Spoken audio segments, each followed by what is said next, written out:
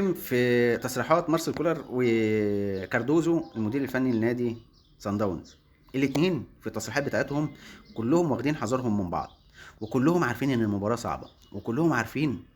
اولا لو هنيجي نتكلم، مارسيل كولر بيتكلم ان هو متخوف، يعني طريقه تصريحاته متخوف من سان داونز، لان هو لحد دلوقتي من ساعه ما جه النادي الاهلي ما كسبش ولا مباراه لسان داونز. انت متخيل؟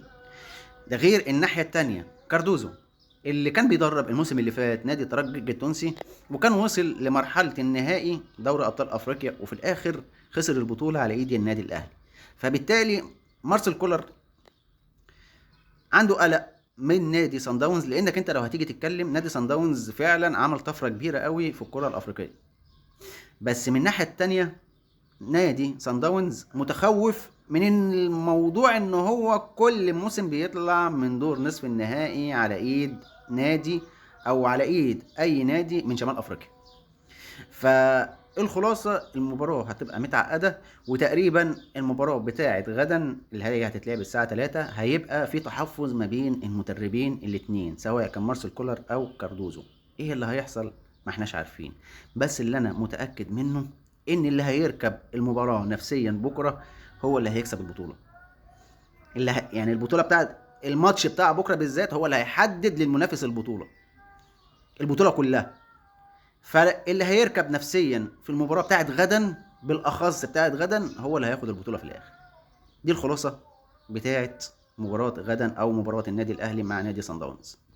فان شاء الله نتفرج على مباراة كبيرة ما بين ناديين، وان شاء الله النادي الاهلي يتخطى نادي صن داونز، او مارسيل كولر بالمعنى الادق يتخطى نادي صن داونز، لان احنا كجماهير نادي اهلي بقينا متخوفين من مارسيل كولر اكتر من نادي صن داونز. دي الخلاصة. فان شاء الله نطلع بنتيجة ايجابية بكرة، عشان خاطر لما يجوا في مباراة العودة اللي هتتلعب هنا في استاد القاهرة نقدم مباراة قدام جمهورها او جمهور النادي الاهلي، اللي تقريبا النادي الاهلي خد موافقة بالساعة الجماهيرية للاستاد كله. ان شاء الله نطلع بنتيجة ايجابية، وان شاء الله ناخد البطولة الرقم 13 وتبقى التالتة على التوالي للنادي الأهلي، اللي تقريبا لو النادي الأهلي حققها مش هيبقى فيه فريق جوه قارة أفريقيا عرف يعملها. ده غير إن مفيش نادي في العالم كله عرف يعملها غير ريال مدريد. وسيبك بقى من اوكيانوسيا اللي ليها فريق واحد بياخدها، اللي تقريبا كلهم شغالين موظفين، وموضوع الكورة ده ما هو إلا بس هيبقى النادي الاهلي هو اللي حقق انجاز تاريخي زي نادي ريال مدريد في دوري ابطال اوروبا، والنادي الاهلي ان شاء الله يحققها مع دوري ابطال افريقيا، وتبقى الثالثه على التوالي، وتبقى 13 في تاريخ النادي الاهلي. بس انا دلوقتي وصلت لنهايه الفيديو. طبعا لو عجبك الفيديو ما تنساش تقول لي رايك في الكومنتات، ولو انت بتتابعني من عن طريق اليوتيوب ما تنساش تعمل سبسكرايب للقناه وتفعل زر الجرس عشان يوصلك كل جديد بتاعي، ويا ريت انك انت ما تنساش تعمل لايك للفيديو.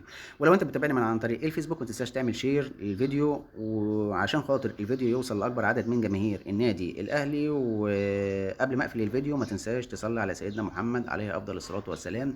ودلوقتي اقدر اقول لك سلام.